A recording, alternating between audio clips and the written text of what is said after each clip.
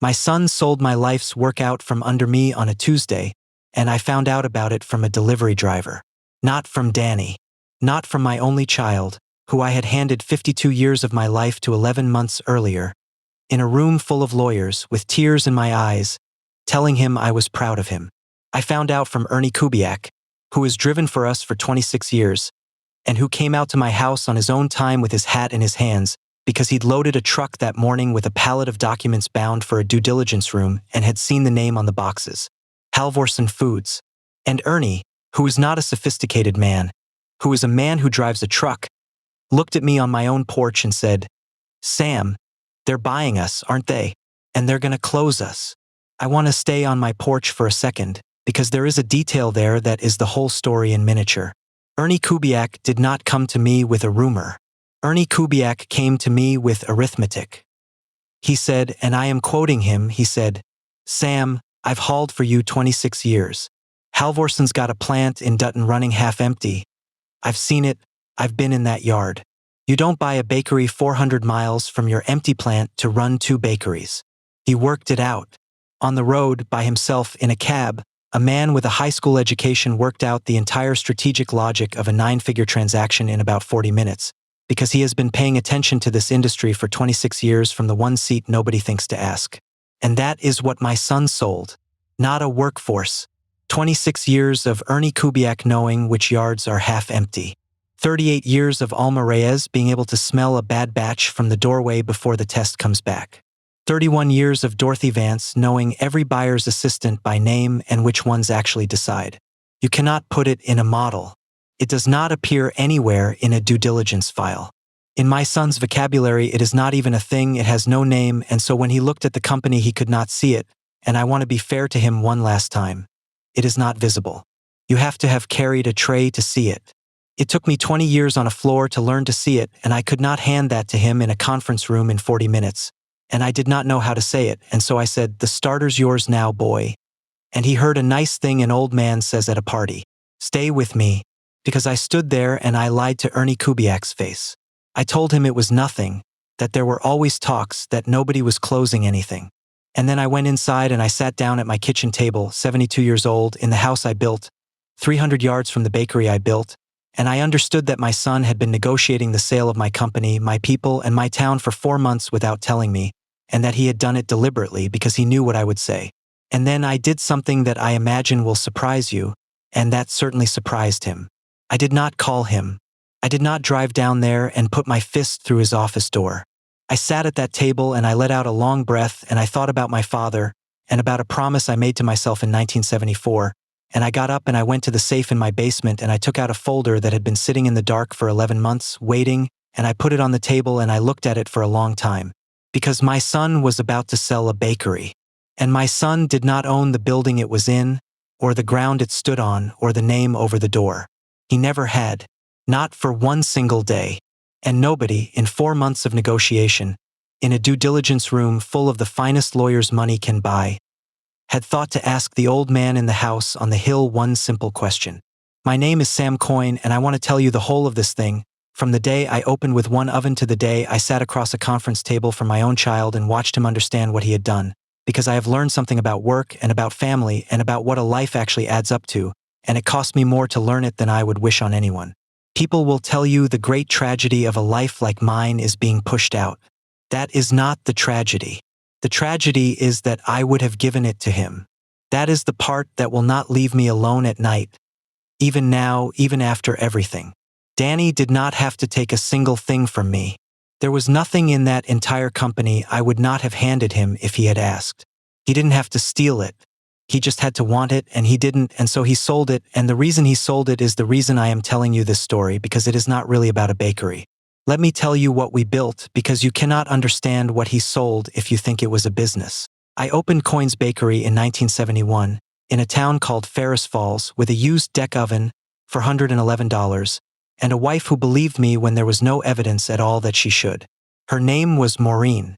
She is the whole of it, and she has been gone 4 years now, and I still catch myself turning to tell her things. I have to say more about her than that because she is the reason the rest of this makes sense. Maureen was smarter than me. That is not a gallant thing a widower says. It is a fact that anyone who ever met the two of us together would have confirmed inside of 10 minutes. I had the hands and she had the head, and for 47 years the arrangement was that I made the bread and Maureen made the decisions, and the only truly catastrophic ones I ever made were the 2 or 3 I made after she was gone. And she had a thing she did. For 47 years, whenever I came home lit up about something, some idea, some opportunity, some man who wanted to do a deal, she would let me talk the whole way through it, all of it, and then she'd wait, and then she'd say the same 8 words. She'd say, "All right, now tell me who gets hurt. Not is it legal. Not will it work. Who gets hurt?" And in 47 years, I never once had a good answer to that question that turned out to be a lie. If I could answer it, if I could say honestly nobody or only me, then we did it. And if I found myself explaining, if I found myself saying, well, it's complicated, or they'll land on their feet, then I already knew and she knew I knew, and she'd just look at me over her glasses and go back to her crossword, and I would go out to the garage and stand there for a while and then come back in and tell her she was right. That is the whole of my business education. 47 years of one question. And here is what I have to tell you, because I promised I would be honest, and this is the part that hurts. If Maureen Coyne had been alive that spring, none of this happens. Not because she would have stopped Danny, because Danny would never have tried. He could not have gotten 4 months into a secret with his mother alive. She'd have had it out of him in one phone call. She could hear a lie through a wall. But more than that, and this is the thing I have had 4 years to work out, Danny sold this company 11 months after I signed it over to him, and I signed it over 11 months after we buried her. And it took me a long time to see that the two of us were doing the exact same thing. We were both grabbing at something in the dark because the person who held the family together was gone. I grabbed at my son. He grabbed at a number. Neither one of us was a whole man that year, and there was nobody left to ask either of us who gets hurt. We started in a rented storefront on Main Street and we baked bread, and that was all we did, bread done right, and I want to be honest that for the first 2 years we very nearly starved. There was a stretch in 1973 when we lived on the loaves that came out wrong, the ones I wouldn't sell, and Maureen would make a whole dinner out of a scorched batch and she'd say, "Well, Sam, we eat what we are," and laugh, and God, I would give everything I have to hear her say that one more time. But the bread was good. That is the only reason any of it happened. The bread was good because I did not know how to make it any other way, because I had been taught by a man who would have thrown me out a window before he'd have let me cut a corner, and I will get to him. And slowly, a year at a time, people came. We got a wholesale account, then a second. We moved out of the storefront in 1979 and built the plant on the east side of the river, which everyone told me was too big, and it was too big for about 4 years, and then it wasn't. And it kept going. By 1990, we were the largest employer in Ferris Falls. By 2010, we were shipping across 11 states, we had 340 people on the payroll, and coins on a bag of bread meant something in this part of the country. It meant a specific thing. It meant you were getting the loaf I would have made you in 1971, because I never once let it become anything else. And I want to tell you about the 340 people because in what comes later they are not an abstraction, they are the whole argument. Alma Reyes has been running my mixing floor for 38 years. She started at 19. I have been to her mother's funeral and both her daughters' weddings, and one of those daughters is a physician now, and Alma paid for that with Coyne's money, dollar by dollar, over 20 years of getting up at 3 in the morning. Ernie Kubiak, the driver, 26 years, put 2 boys through school. There are people on my floor whose parents worked on my floor. There are 3 sets of siblings and 1 family that's on its 3rd generation. That is not a workforce. I know how that sounds. I know every owner says my people are family and most of them are lying. And I am not going to insult you by claiming I was a saint. I fired people, I made bad calls, I had years where I was too proud and too stubborn to listen to anybody. But I will tell you this, and you can take it or leave it. In 52 years, Coyne's never had a layoff. Not one. Not in 81, not in 08, not in the bad years, and there were bad years, and the way we got through them was I stopped paying myself and Maureen, and I put a second mortgage on our house twice, and nobody on that floor ever knew about either time until right now. That was the deal. That was the whole deal I made with myself in 1971 and kept for 5 decades. The people who show up and do the work do not eat the risk. The owner eats the risk. That is what the word owner is supposed to mean. Now let me tell you about my son, and I am going to try to be fair to him, and it is going to be difficult, and if I fail at it in places, I ask you to forgive an old man who is still a little bit bleeding. Danny was born in 1982, our only child, 10 years of trying and 1 miracle. And I loved that boy the way you love the only thing you ever prayed for. But I want to be honest about something, because if I am not honest about it, this whole story is a lie. And it is the thing I have had to look at very hard these last few years. Danny grew up in a house where the bakery was the third parent. It was at every dinner. Came into the room before I did. If the ovens went down at 11 at night, I left, and I left whatever we were doing, and I left it 100 times, and I am not going to sit here and tell you my son is wrong about that, because he isn't. I have thought about the school things I missed. I have counted them. And when he tells the story of his childhood, that is the story he tells. And I have made my peace with the fact that I cannot argue with a man about his own childhood. But here is the part he leaves out, and this is where fairness runs out. Danny was ashamed of it. Not of my absence. Of the work. And that started early, and I saw it, and I never knew what to do about it. He was maybe 14, and he had friends over, and one of them said something about how his old man was a lawyer in the city, and I watched my son, in my own kitchen, tell his friends that his dad ran a food company. And he said it in a voice that was working very hard, and later I found the shirt I'd given him, the one with our name on the chest, balled up under his bed. He had flour on his shoes, and he hated it.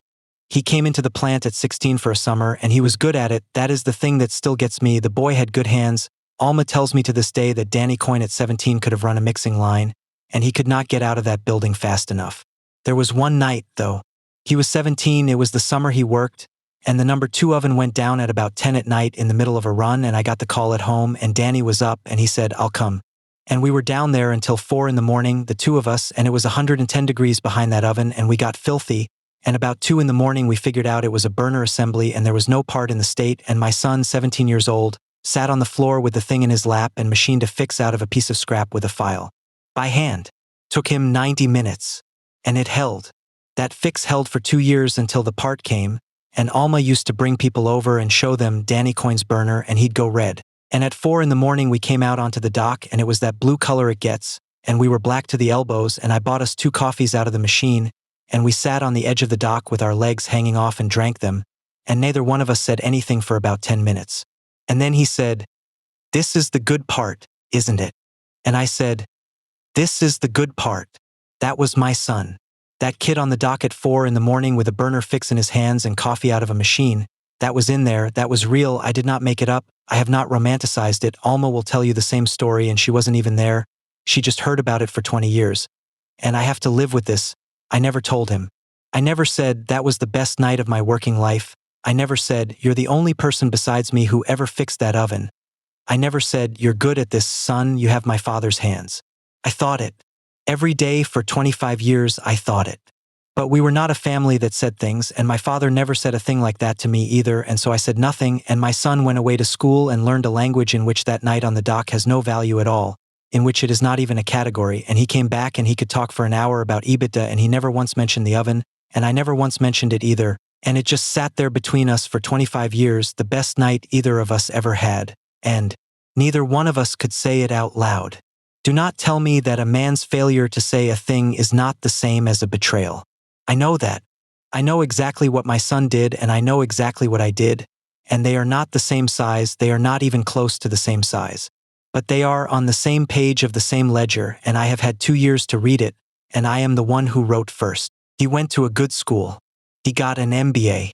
He came back at 29 in a very good suit, and he had learned an entire vocabulary that I did not speak, and I was so proud of him I could have wept, and I made him a vice president, and I told him, "This is all going to be yours." And for 12 years we worked together, and I want to tell you the truth about those 12 years. They were the loneliest of my life, because we were not building the same thing. I would say a sentence, and he would hear a different sentence. I'd say, "We're not automating the seated line because we'd lose 11 jobs and the loaf gets worse." He'd say, "Dad, that's not a business decision, that's sentiment, and sentiment is what gets companies eaten." I'd say, "We've never had a layoff," and he'd say, "That's not a fact to be proud of, that's inefficiency you're bragging about." And here is the thing I want you to understand, because I have thought about it for years. He wasn't stupid. That is what made it so hard. Danny was not stupid, and Danny was not, in the ordinary sense, wrong. Every single thing he said was true in the world he had been taught, which was a world where the company is an asset, and an asset has one job, which is to be worth more, and every dollar not extracted from it is a dollar wasted. My son had been to school and been taught, by people much smarter than me, that everything I had spent 50 years doing was a rounding error committed by a sentimental old man. I'll give you the day it became unfixable because there was a day and I did not recognize it at the time. Danny was 36 and he came into my office with a binder, and he had done real work, months of it, and I want to say clearly that the work was good. He had found 11%. 11% of our cost base, and it was all in one place. We ran the ovens under capacity and we ran the seated line by hand, and if we automated it and consolidated the third shift we would pick up 11%, and 11% on our volume is a very large number. And he laid it out, and he was so proud, and I could see him waiting, and what he was waiting for was for his father to look at him and say, "My God, son, you've got it." And I said, "Who's the third shift?" And he said, "It's 22 heads. 22 heads." And I said, "Danny, it's Rosa Delgado and it's the Kubiak boy and it's Bill Farrow who's got the daughter in the chair. It's 22 people and this town has no other plant, so it's 22 people who move away, which is probably 50 people, which is a grade at the elementary school. That's what it is." And my son looked at me and said, and I want to get this exactly right, because it is the sentence I have carried for 6 years. He said, "Dad, that's not our job. That's the government's job. Our job is the 11%. And I lost my temper. That's my part in this. I did not explain, I did not teach, I did not ask him a single question. I did not do the one thing his mother would have done, which is to ask him who gets hurt and then wait in silence until he had to actually answer it out loud. I just got angry and I said something about how he'd never mixed a batch in his life, and I put the binder in a drawer and I never mentioned it again. Never. I did not read the rest of it. I let it sit in a drawer for 6 years and I never once told that boy that pages 40 through 60 of his binder were the best work anybody in that building had done in a decade. Because they were. That is on me. I want it on the record that that is on me. I have spent 2 years being furious with my son for treating 340 people as a line item, and I have had to sit with the fact that when my only child brought me the one thing he had built with his own head, the way I brought my father a loaf when I was 19, I put it in a drawer. He never brought me anything again. 6 years. He never came into my office with an idea again, not once, and I never noticed, and if you want to know how a man gets 4 months into selling his father's company without telling him, it started in a drawer in 2016. I could not reach him. 52 years and I could not make my own son see the thing I was looking at. But I still gave it to him. And I need you to understand why, because everybody always asks me that, why on earth did you hand it over? You knew what he was. I gave it to him because he was my son, and because I was 69 years old, and because Maureen had just died, and because when you lose your wife of 47 years the ground goes out from under you and all you can see is that you have one person left on this earth and he is standing in front of you and you want, more than you want your next breath, to believe that he will be all right and that you did not waste your life. That's why. Not strategy.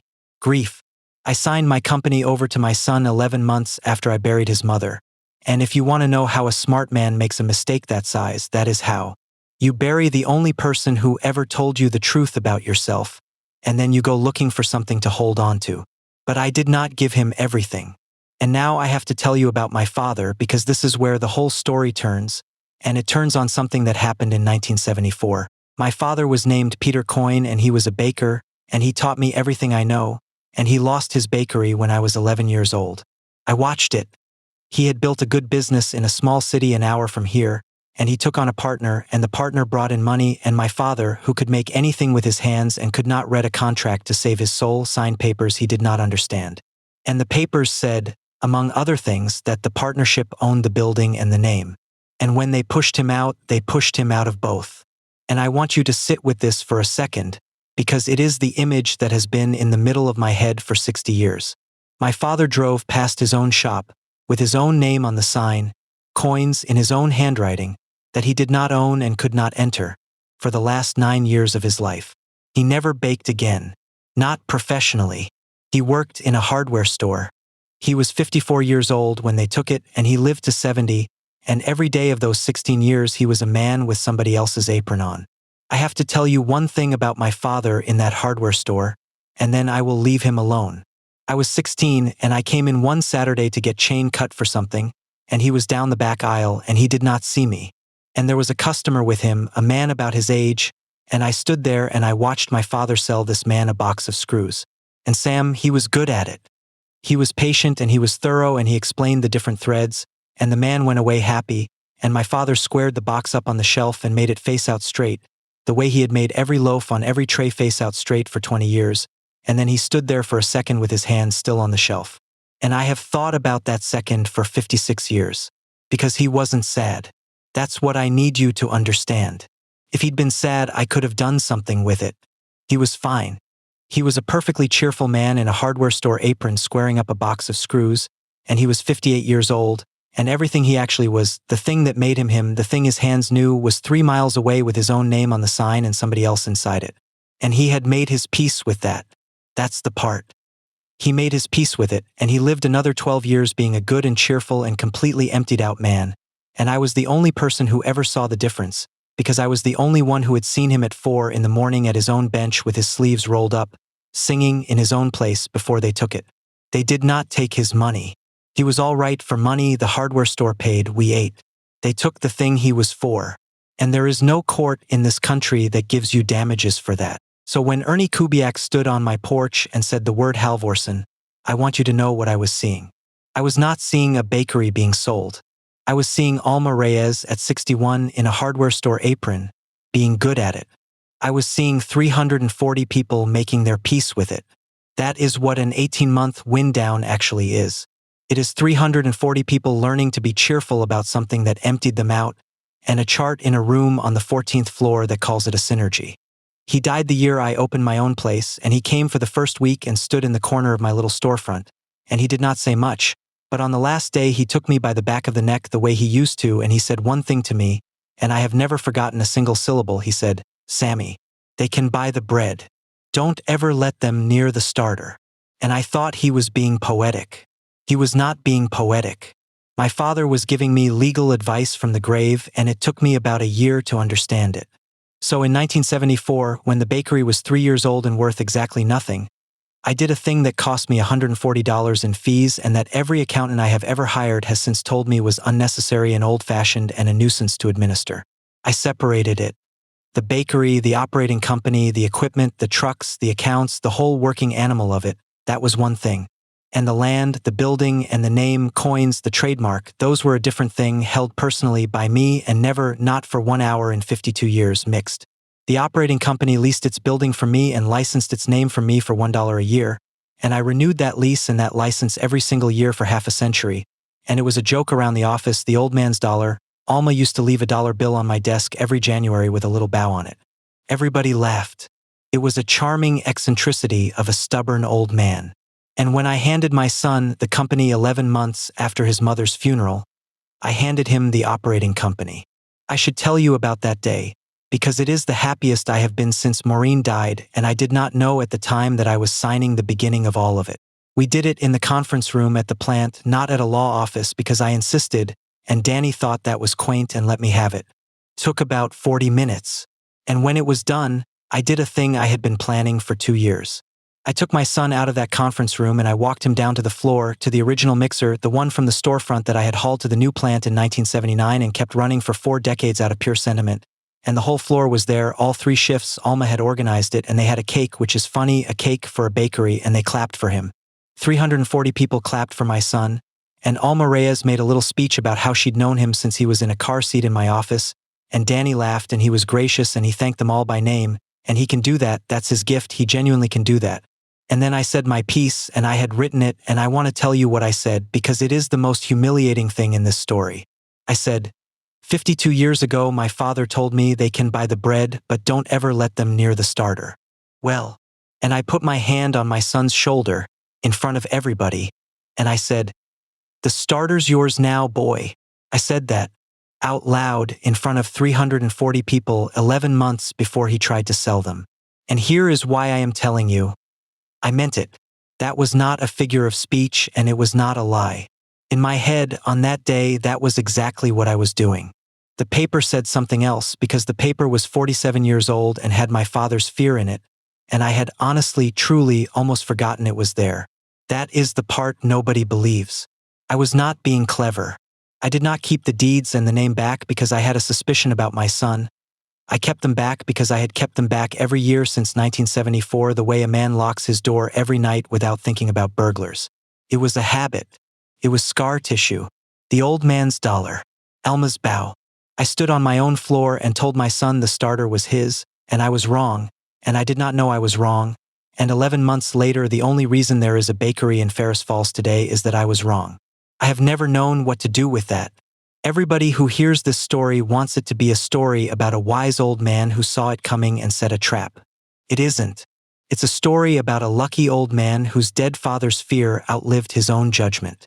If I had been as good a father as I thought I was that day, if I had been right about my son, that clause would have been a piece of forgotten paperwork in a basement and nobody would ever have heard of it. It saved everything, and it only got the chance to save everything because I was a fool. All of it. 100% free and clear, the whole working animal, his to run as he saw fit. And the lease and the license came with it, the same $1 a year, and the lawyers papered it all in an afternoon, and Danny signed 40 pages that day, and I would bet you every cent I have that he read 6 of them because he was in a hurry, and because he already knew what the company was worth, and because the building and the name were, to a man with an MBA, administrative furniture. Boilerplate. A quirk in a footnote that his father had set up in the Nixon administration. There was a clause in the lease, and there was the identical clause in the trademark license. And that clause said, in language so plain that a 14-year-old could read it, because I insisted, over the objection of counsel, that it be written so a 14-year-old could read it. If control of the operating company passes to any person or entity other than a Coyne, this lease and this license terminate automatically, immediately, and without compensation. I did not put that clause in there in 2021 because I suspected my son. I want that on the record. I put that clause in there in 1974 because of a man in a hardware store apron who drove past his own name for 9 years.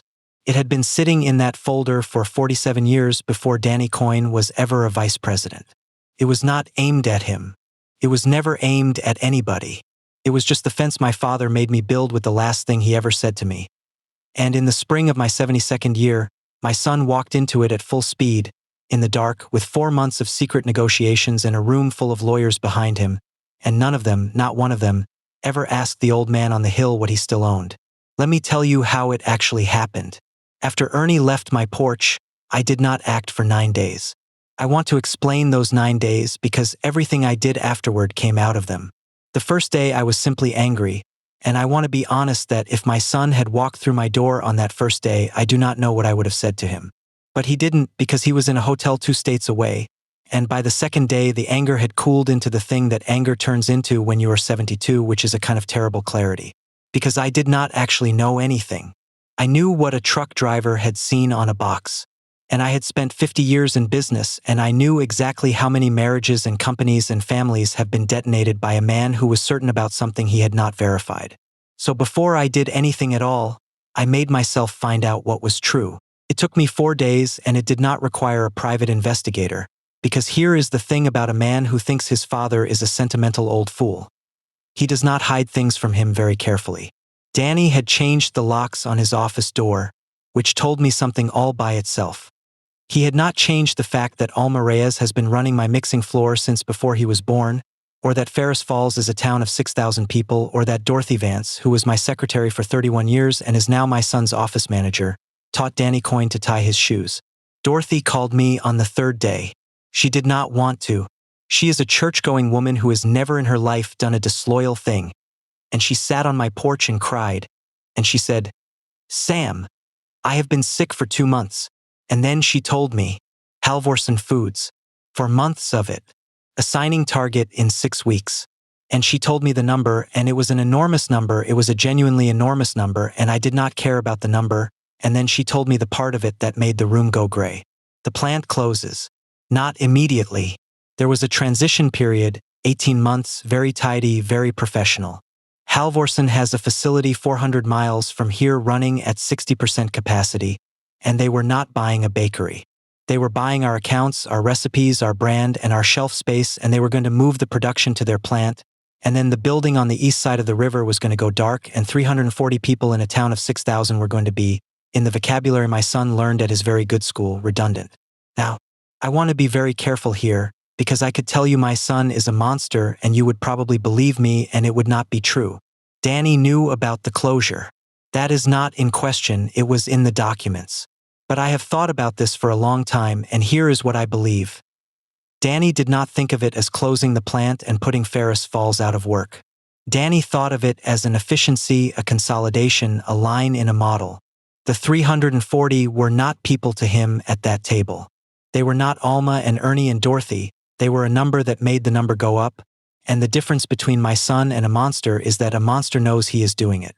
Danny had genuinely, sincerely, been taught that this is what a serious man does, that this is what winning looks like, that the sentimental old fool who never took the layoff had been leaving money on the table for 50 years and now, finally, an adult was going to come collect it.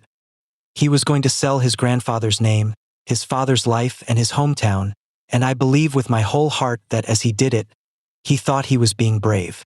He thought he was being the one who was finally strong enough to make the hard call. That is what school does to a boy with flour on his shoes who was ashamed of it. So that was days 1 through 4. Days 5 through 9 were the hard part. Because I had it now, I had the whole picture, and I sat with that folder from the basement on my kitchen table for 5 days and did not open it, and I want to tell you what I was actually wrestling with because it was not what you think. I could stop it. That much I knew from the moment Ernie said the word Halvorsen. It was not complicated, it was not clever, it was a fence built in 1974 and my son had driven into it. There was no version of that sale that survived contact with the folder in my basement. Halvorsen Foods was not paying an enormous number for a bag of dough and a fleet of trucks. They were paying for the name Coynes and for a plant, and my son could not sell them either one. And the moment I said so out loud to anybody, the deal was dead, and it was going to die in the ugliest, most humiliating way a deal can die, which is in the room in front of the buyer's lawyers on discovery of a defect the seller should have known about and didn't. So I was never wrestling with whether to stop it. I was wrestling with how, and that turns out to be the entire moral content of a man's life. Because there were 2 ways, and you already see them. The quiet way, I called Danny on day 5. I say, son, I know. Come home. I show him the folder, I show him the clause, and I tell him it is over, and I let him go back to Halvorsen and tell them there is a title issue, walk it back, save his face, unwind it privately. Nobody ever knows. The plant doesn't close. Alma keeps her floor. And my son and I have a terrible conversation and then, maybe, we have a life. And the other way, I say nothing. I let him walk it all the way to the closing table and I sit in that room, and I let him find out in front of the buyers and the lawyers and the board that his father owns the ground he is standing on and the name over his head, that he has spent 4 months selling a house he does not own, and I let it detonate on him, publicly, completely, in the one arena he actually cares about, in front of the exact people whose respect he sold his family for. And he never recovers from it. Not in this industry. That is the version where the sentimental old fool wins the argument in front of everybody, and I want to tell you that after 12 years of being condescended to in my own building by my own child, that version had a pull on me that I am not proud of and will not pretend I did not feel. If you have listened this far, then let me stop and ask you the question I sat with for 5 days at that table, and I want you to actually answer it because I have never been sure I got it right. When the person who betrayed you is your own child, when he has done something genuinely unforgivable, not to you but to 300 other people, and you hold the power to stop him and the power to destroy him with the same single piece of paper, do you spare him? Do you let him keep his face because he is your son, even though he did not spare you or anybody else? Or is that just cowardice with a nice name on it? And does a man who has done that much damage actually need, for his own sake, to be stopped in front of everyone and made to look at it? Tell me in the comments, because in 5 days at that table I changed my mind 11 times, and the version of me who was still Maureen's husband and the version of me who had been called sentimental in my own boardroom for 12 years did not agree, and I want to know what you would have done. Here is what I did, and I want to be honest that I have never decided whether it was mercy or cruelty, because it was both. I called him on day 6, and I want you to understand that I gave him the exit. That is the part almost nobody believes when I tell this story, but Dorothy Vance was on the line. She heard the whole thing and she'll tell you. I called my son and I did not accuse him of anything. I said, Danny, it's your father. I'd like you to come home this weekend. I want to talk about the future of the company and I want to do it face to face at my kitchen table.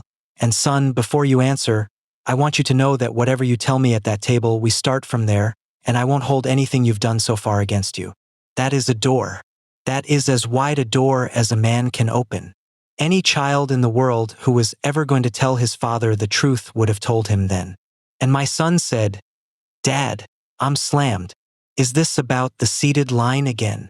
And he laughed and he said, "I promise next month. Take care of yourself, all right? Are you eating?" And he hung up. Is this about the seated line again? I sat with the phone in my hand for a long while after that. Then I put it down and I opened the folder and I called my lawyer. I want to tell you about the 6 weeks that followed, because I did not spend them plotting. That is the thing people get wrong. I spent them preparing for the day after. Because here is what I had figured out at that kitchen table, and it is the only piece of strategy in this entire story that I am actually proud of. Stopping the sale was nothing. The clause did that by itself on its own without me. Any fool with a folder could have blown that deal up. But if all I did was blow it up, then what?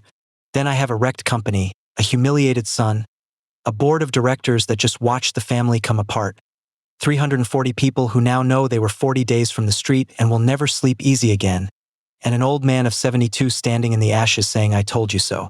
That is not winning. That is just being right, and being right is the cheapest thing in the world. So I did not spend 6 weeks preparing to destroy my son. I spent 6 weeks building what came after, and I did it quietly with 2 lawyers and an old friend at a bank in the city and a woman named Alma, who I brought to my kitchen table in week 2 and told everything to, and who sat there and cried for 10 minutes and then wiped her face and said, "All right, Sam, what do we do?" I want to tell you about that hour because Alma said 2 things at my table that changed the shape of everything that came after, and neither one of them was what I expected. The first thing she said, when she had finished crying and had wiped her face with a paper towel, was not about the plant and it was not about the jobs. She said, "Does Danny know it closes? The building. Does he know?" And I said yes. And Alma, who has known my son since he was in a car seat, put her hand flat on my kitchen table and sat there for a long moment, and then she said, "Then he's not the boy I knew." And that was the closest thing to a eulogy anybody has ever given for my son, and it came from a woman who taught him to tie an apron, and it took the wind out of me worse than anything in the folder. And the second thing she said is the reason the company belongs to those people today. Because I had it all laid out for her, the folder, the clause, the room, the plan, and I was in full flight, and Alma listened to the whole thing, and then she asked me one question, and it was Maureen's question, and I do not think she knew it. She said, "Sam, when it's over, who's it for?" And I opened my mouth to say something, and there was nothing in there, because I did not have an answer. That is the truth. 6 weeks out, folder in hand, and I had a plan to blow up my son and no plan at all for the day after. And this woman at my kitchen table looked at me and said, "So you save it, and then what? You give it back to Danny? You take it back yourself at 72? You die, Sam, and then what? Who's it for?" And I sat there and I understood that stopping the sale was the easy half and the half that flattered me. And that if I did not answer her question then in 5 years or 10 years or the day I died, there would be another room, another number, another very good suit, and the fence would only hold as long as one stubborn old man was alive to stand behind it. A fence around one man's conscience is not protection. It is a delay. Alma asked me who it was for at my own kitchen table in week 2, and that is where the employee ownership came from. Not from me.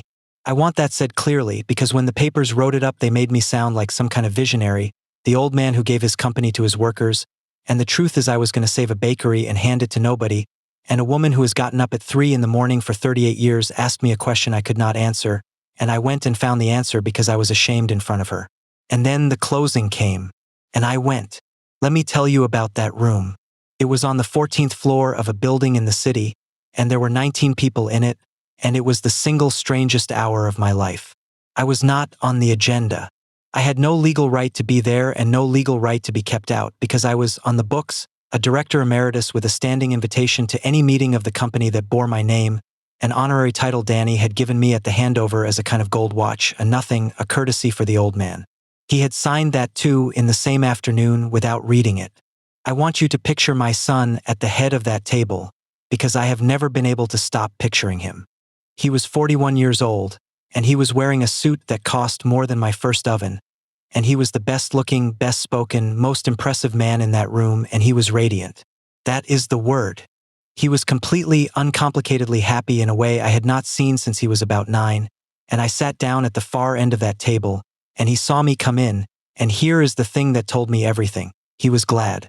He waved. My son waved at me and mouthed the words, "Sit down," and gestured at a chair, because in his mind on that day, The old man had heard about the deal at last and had come down to watch his boy close it. He thought I was there for him. He thought this was the day I would finally see what he was, and be proud of him.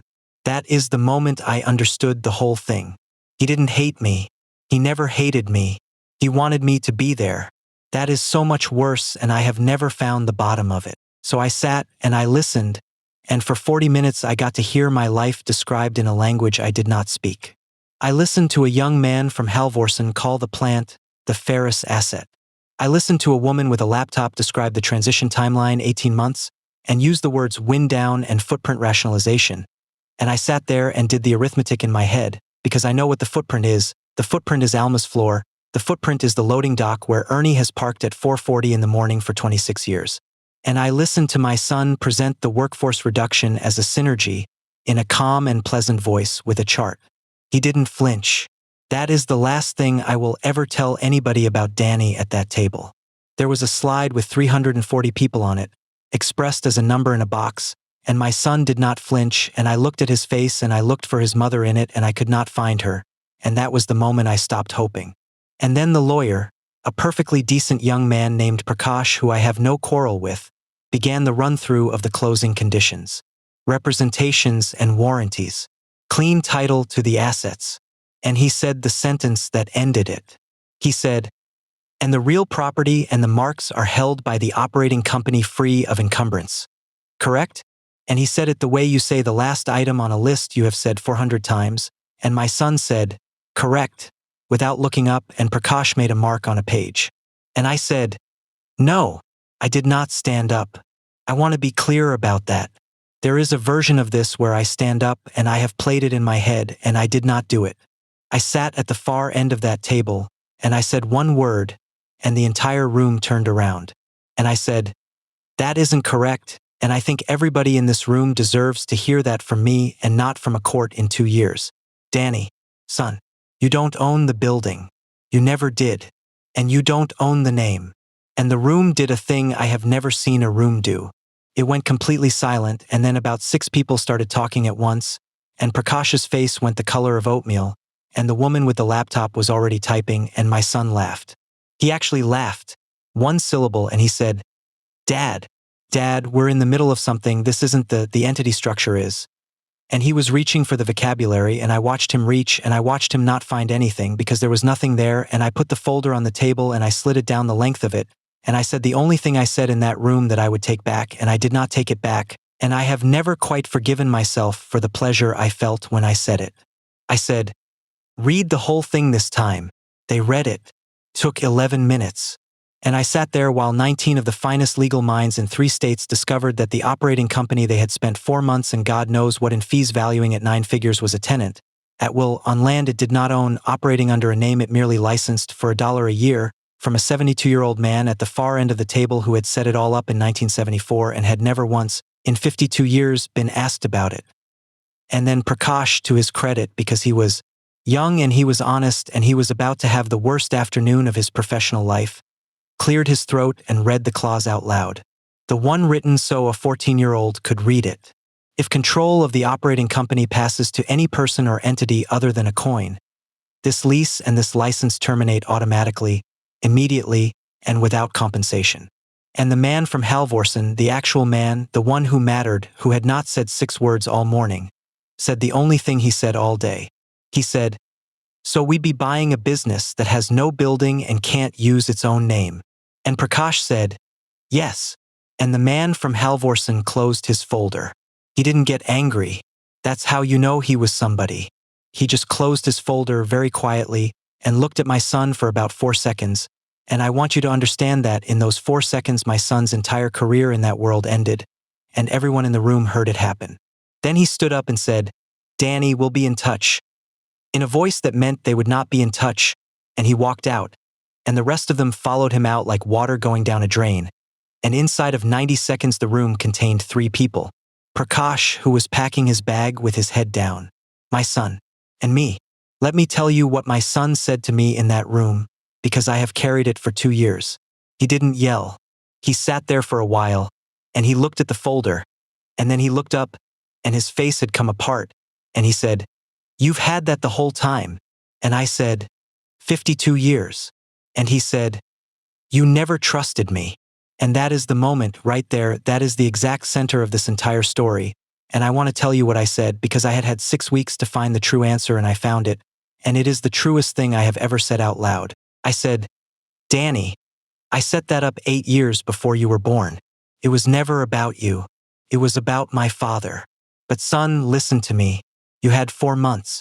You had 4 months to walk up my porch steps and say, 'Dad, I've got an offer and it's a lot of money and here's what it means and I want to talk to you about it.' And I would have listened. I might have even said yes if you'd made me understand it. I'm not the fool you think I am. And instead you spent 4 months making sure I didn't find out because you already knew in your bones what I would say, which means you already knew what you were doing was wrong. Because a man doesn't hide a thing from his father unless he already knows. You didn't fail to trust me either, boy. You knew exactly what I was. That's why you did it in the dark." And he said, and this is the last thing my son said to me for 11 months, he said, "You could have just told me. In private. You didn't have to do it here." And he was right. He was completely right. I could have. I want to say that plainly because I will not have this story come out cleaner than it was. I chose that room. I told myself for 6 weeks that it was because I could not be sure he wouldn't find another way, another buyer, another structure, and there is truth in that, but it is not the whole truth, and I have had 2 years and a lot of nights to look at the rest of it. Part of me wanted him to be stopped in front of them. Part of me, after 12 years of a boy in a good suit explaining to me in my own building that my life's work was inefficient, wanted the men from the city to see what the old man had built and what it was actually made of. That was not justice. That was pride, and it was mine, and it is the same pride my father had, and I have to live with the fact that on the day I saved 340 jobs, I also, in the same hour, chose to humiliate my only child when I did not have to. Both things are true. I have stopped trying to make them not be. Let me tell you what happened after, because the room was not the end of it, and the after is the part that actually matters. The sale died, and it did not come back. Halvorsen was gone inside a week, and I want to be honest that they were never coming back because in that world your reputation is that you know what you own, and my son had gone to a closing table not knowing what he owned, and that follows a man. But here is the thing nobody outside expected. The company was fine. That is the great joke of the whole business. Coyne's was never in trouble. It was a healthy, profitable, boring 52-year-old bakery that made good bread and made money doing it. And the only thing wrong with it was that it was not making enough money fast enough to satisfy a way of thinking that had been taught to my son by strangers. The plant did not close. Nobody was laid off. Alma still runs the floor, and Ernie still parks at 440. And then I did the thing I had spent 6 weeks quietly building, and it is the only part of this I would not change. I did not take the company back. I was 72 and I had buried my wife and I did not want it, and more than that, I had just watched what happens when you hand 50 years to one person, and I was not going to do it again with a different name. So I sold it to them. To all of them. To Alma and Ernie and Dorothy and the 340. It took 14 months and a mountain of paper and an employee stock ownership plan and a bank in the city that finally understood what I was asking for. And when it was done, the people who make the bread own the bakery, and I financed a great deal of it myself on terms my accountant described as philanthropic, which I took as the finest compliment of my life. And I gave them the building. And I gave them the name. The whole folder. The $1 a year is over. The lease and the license went to the ESOP permanently with the same clause in it, the 14-year-old's clause, forever, so that no one, not ever, not any buyer with any number, can take the ground out from under Ferris Falls without every person on that floor voting for it. My father's fence extended around 340 families. It only took 98 years. Alma is chairman of the board now. Alma Reyes, who started on the mixing floor at 19 years old and cannot say the word chairman without laughing at herself. She is the best chairman that company will ever have, and I told her so, and I told her the second best thing, which is that she is the only person in that building who ever, in 38 years, told me I was wrong to my face and kept her job for it, and that is exactly the qualification. There is a thing that happened at the first meeting after the ownership went through that I want to tell you, because it is the only time in this whole business that I actually broke down.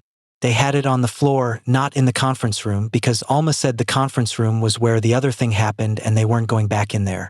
And they went through the agenda and it was all very ordinary, And then at the end Alma said there was one more item, and Ernie Kubiak stood up in front of everybody holding a piece of paper he had clearly written himself and rewritten about 9 times, and he read it out loud. It was about the second mortgage. Both of them. 1981 and 2008. Somehow, in 14 months of due diligence on an employee purchase, some accountant had turned up the old filings and they had figured it out, and Ernie stood on my floor and read out the 2 dates when Sam and Maureen Coyne put their house up so that nobody would go home. Dates that nobody in that building was ever supposed to know, and he got about 2/3 of the way through it and couldn't finish, and he just stood there with the paper shaking, and then 300 people were on their feet. And I want you to understand what that was, because it was not applause for a nice old man. Those people had spent 14 months finding out that they had been 40 days from the street and had never known it, and that the man they had worked for had twice bet his house so they wouldn't be, and had never once told them, not in 40 years, not even to win an argument, not even when his own son was calling him sentimental in his own boardroom. I had to sit down. Alma had to come get me a chair. 73 years old, on my own mixing floor, and I could not stand up. And here is the terrible arithmetic of my life, and it is the last honest thing I have to say about myself. I got that moment, that hour, 300 people on their feet. And Danny was not in the building. He was 400 miles away in a job he hated, and he never saw it, and he will never know what that was. And there is not one thing in my life I would rather have given him than 5 minutes of standing next to me on that floor, and he sold it. He sold the only thing I had that was worth having, and he sold it for a number, and I do not think he has ever understood, even now, even at Sunday dinner, that what he actually sold was that hour. And Danny. Everybody wants to know about Danny. He left. He went to work for a firm in the city, and for 11 months I did not hear from my son, and I want to tell you what those 11 months were, because if you take one thing from an old man tonight, let it be this. I won. I stopped the sale, I saved the town, I gave the company to the people who built it, I was right about every single thing, and I sat in that house alone for 11 months with all of it, and I would have traded the whole of it, every bit, the company, the folder, the town, all of it, for one Sunday dinner with my son. There is nobody to say, I told you so to. That is what nobody tells you about winning against your own family. The trophy is that you were right, and you have to sit with it by yourself, and it does not talk back, and it does not eat, and it is not a person. He came in November. He drove up on a Sunday afternoon and sat at my kitchen table where I had sat with that folder, and he was thinner, and he had a job that he hated, and we did not have some beautiful scene, we were not those people. He said, I've been trying to figure out for a year how you could do that to me in front of them. And I said, I've been trying to figure out for a year how I could do that to you in front of them. And we sat there for a while. Then he said, would you have said yes if I'd asked? And I said, no, son, I wouldn't have. And Danny laughed. This awful, broken, real laugh. The first true sound I had heard out of him in a decade. And he said, then what the hell were you talking about? All that stuff about coming up your porch steps? And I said, I'd have said no, and you'd have hated me, and we'd have had a hell of a fight about it. And Alma would still have her floor, and you'd still have a father. That's the whole difference. You didn't take a shortcut around my no, Danny. You took a shortcut around me. He is doing all right now. He is not back at the company, and I do not know that he ever will be, and I have made my peace with that, mostly on the good days. We have Sunday dinner about twice a month. It is not what it was, and it will never be what it might have been, and I have found at 74 that I can live inside that. And there is one more thing, and it is the only part of the story that makes me feel like the future is not entirely a closed door. His daughter, my granddaughter, Katie. She is 17 now, and about 2 years ago, right in the middle of all of it, she started showing up at the plant on Saturdays. Nobody asked her to. She just started turning up, and Alma put her to work, and I want to tell you that the child has hands. She has her great-grandfather's hands. She came to me last spring and she said, Grandpa, why is the seeded loaf better than everybody else's? And I said, because it takes 11 more minutes, and 11 more minutes is expensive. And this 17-year-old girl looked at me and said, so the 11 minutes is the whole product, just like that. That is the entire thing I could not explain to her father in 12 years. And she got there at 15, standing in flower on a Saturday. She is going to study food science. She told me the plan. She wants to come back. She says it right out loud in front of people, no shame anywhere in her. My granddaughter with flour on her shoes telling a room that she is going to run a bakery in Ferris Falls. And every time she says it, I have to go look at something on the other side of the room for a minute. And I did one thing about Katie, and I did it right, and it is the only place in this entire story where I can honestly say I learned something in time. I did not give her anything. She came to me last spring, and she was full of it, the plan, the school, coming back, and I could see what she wanted. She wanted her grandfather to say the thing, to make the promise, to hand her the future across the kitchen table the way I handed it to her father across a conference table. And I looked at that 17-year-old girl and I heard myself, 11 months after Maureen's funeral, saying the starter's yours now, boy, and I said no. I said, Katie, I don't own it anymore.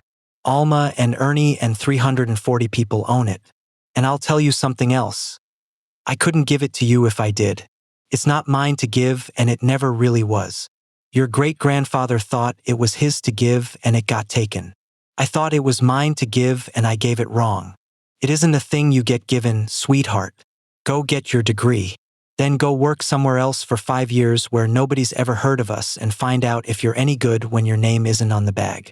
And then, if you still want it, you come home and you knock on Alma's door and you ask that woman for a job, and she'll say yes or she'll say no, and it'll be because of you and not because of me. She was furious. She was 17 and she was properly, magnificently furious with me for about 2 months, and I let her be because I have finally, at 74, learned the thing it took 3 generations of Coyne men to figure out, and it is this: you cannot hand somebody the meaning of a life. It doesn't transfer. My father tried to hand it to me, and what actually reached me was not the bakery. It was one sentence about a starter and 16 years of watching him be cheerful in a hardware store. I tried to hand it to Danny in a conference room in 40 minutes with a cake, and he took the paper and did not get the thing, and that is not entirely his fault because there was no way for him to get the thing because the thing is not in the paper. It's in the 90 minutes on the floor with a file in your hands at 2 in the morning. It's in the 11 extra minutes. You cannot gift it. You can only be it in front of somebody for a long time and hope. She came back around in the summer. She's working Saturdays. Alma has her on the seated line by hand because Alma is not sentimental and the seated line is the worst job in that building. And Katie complains about it constantly and has not missed a Saturday in 14 months. My name is Sam Coyne, and here is the one thing I need you to carry out of this, and then I'll let you go. They will tell you that the work is an asset. That is the lie. That is the entire lie, and it is being taught in good schools to good kids, and it is eating towns like mine one at a time. The work is not an asset. An asset is a thing you extract value from until it is empty and then discard. My father's hands were not an asset. Alma Reyes getting up at 3 in the morning for 38 years is not an asset. The 11 extra minutes on the seated loaf are not inefficiency. They are the entire reason anybody ever knew our name. When you teach a generation that everything is an asset, you are not teaching them to be tough-minded. You are teaching them that nothing is sacred, and a man for whom nothing is sacred will eventually sell the thing he came from, and he will do it in a calm and pleasant voice, with a chart, and he will believe he is being brave. So here is what I want you to do, and it does not require a folder in a basement. Whatever you have built, and it does not have to be a company, it can be a shop, a family, a craft, a name. Decide right now while things are good which part of it is the bread and which part of it is the starter. The bread you can sell. The bread you should sell, that's what it's for. But somewhere in the middle of the thing you made there is a starter, the living part, the part everything else comes out of, and you hold that in your own hand, in your own name, and you keep it separate, and you never, ever, not for the best number anybody ever puts in front of you, let it out of the same hand. My father told me that on a Tuesday in 1971 with his hand on the back of my neck, and I thought he was being poetic. He had lost everything and he was trying to give me the only thing he had left, which was the lesson, and it took him 9 years of driving past his own name to learn it, and it took me 52 years to find out he was right, and it saved a town. So let me leave you with the question, and I mean it because I have never settled it. If your own child betrayed the thing you gave your entire life to, not just you but 300 other people, and you held in your hand the power to stop him and the power to break him, and it was the same piece of paper, would you have used it in private and let him keep his face? Or would you have done what I did, and let him find out in the room in front of all of them, and told yourself it was justice? Tell me in the comments honestly, because 2 years on I still do not know, and I would like to hear from somebody who does. They can buy the bread. Whatever else you do, whatever it costs you, whoever it is standing in front of you with a number and a very good suit, don't ever let them near the starter.